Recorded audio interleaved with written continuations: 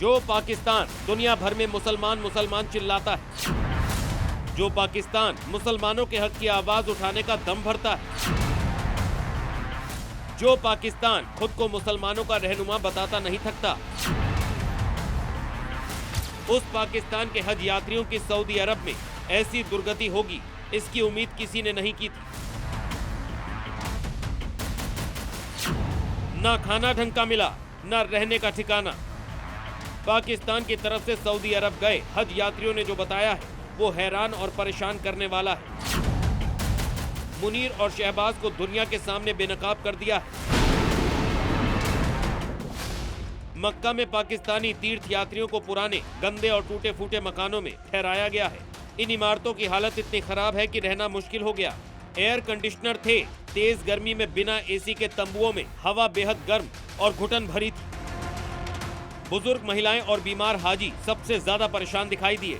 कई तीर्थ यात्रियों को सांस लेने में तकलीफ हो रही है। शिकायत करने के बावजूद समस्या का समाधान नहीं हो रहा है। हालात इतने बिगड़ गए कि कई हाजियों को मस्जिद में शरण लेनी पड़ी। पाकिस्तान के इंतजाम के बारे में और सुनिए। हज यात्रियों को बहुत ही घटिया खाना दिया गया। आरोप है कि तीर्थ यात्रियों का खाना जला हुआ था। एक जगह से दूसरी जगह जाने के लिए ट्रांसपोर्ट का भी बहुत खराब इंतजाम किया गया है। इतना ही नहीं, स्थानीय स्तर पर प्रशासनिक सपोर्ट भी नहीं मिल रहा है। जब पाकिस्तान के धार्मिक मंत्री सरदार यूसुफ मक्का पहुंचे तो गुस्साए हाजियों का सामना करना पड़ा। इन लोगों ने शहबाज के मंत्रियों को घेर लिया। हाजियों ने उनसे सवालों की बौछार शुरू कर दी। उनसे पूछा गया, आपने हमें जो सुविधाएं देने का वादा किया था वो कहां है? हमें गंदे मकानों और जला हुआ खाना क्यों दिया जा रहा है? हालांकि शिकायत मिलने के बाद मंत्री ने एक कंपनी का ठेका तुरंत रद्द कर दिया, लेकिन फिर भी पाकिस्तानी यात्रियों का गुस्सा ठंडा नहीं हुआ। हज यात्रियों का कहना है कि सरकार ने हज के लिए जो पैसे लिए उसकी एवज में कोई सुविधा नहीं दी गई, यानी पाक सरकार ने इन्हें लूट लिया, या यूं कहें कि हज यात्रा में बड़ा घोटाला कर दिया। हज यात्रियों का आरोप है कि हर यात्री से पाकिस्तान सरकार ने 12 लाख रुपए वसूला। इसके बाद भी उन्हें गंभीर समस्याओं का सामना करना पड़ा।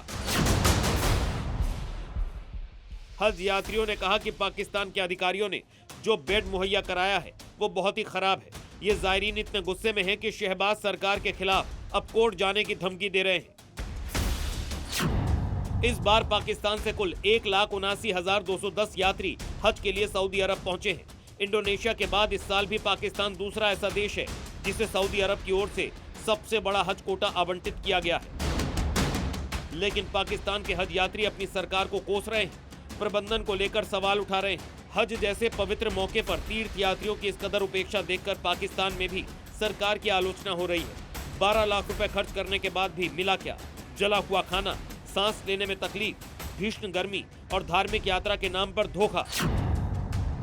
साफ है पाकिस्तानी हाजियों को सऊदी में जहन्नुम जैसे हालात से गुजरना पड़ा। लेकिन दूसरी तरफ भारत की खूब तारीफ हो रही है।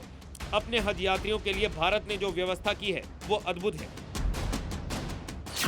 भारत से गए हाजियों की स्थिति पाकिस्तान से कई बेहतर है। साल 2026 में भारत को सऊदी अरब से 1,75,025 तीर्थ यात्रियों का कोटा मिला है। सरकारी पैकेज की लागत 4 से 5 लाख रुपए प्रति व्यक्ति होती है।